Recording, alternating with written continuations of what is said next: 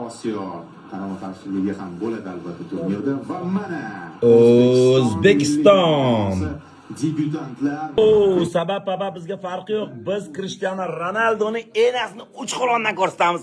Ronaldochi do'stlar, xafa bo'lmanglar. Endi bizning davr keldi. Endi Otabek Shukurov davri keldi. Endi Shomurodov davri keldi va endi Abbos Fayzullayev va barcha butun jamoamizning davri keldi. Cristiano Ronaldoni enasini uch qo'londan ko'rsatamiz. 4-jamoani ham kutib qolamiz. Kongo, Jamayka, New Caledoniya. Sir bor ekan, to'g'ri. Sir borligini hisobiga. Va bizda winner play of 8 tushadi. Demak, bizga juda ham yaxshi guruhga tushdi deb aytamiz. Bemalol ayta olamiz. Azizlar, sizlarga tabriklayman. Gruppamiz aniq bo'ldi va buni nishonlash uchun bir marta goldan ochamiz. Yurechani qizartirib qo'yish esdan chiqmasin. Bizning gruppani oxirgi o'yinini esa, ya'ni oxirgi jamoasini esa yana bir necha kunlardan keyin bilib olamiz. Olg'a O'zbekiston, qolgani kapeka.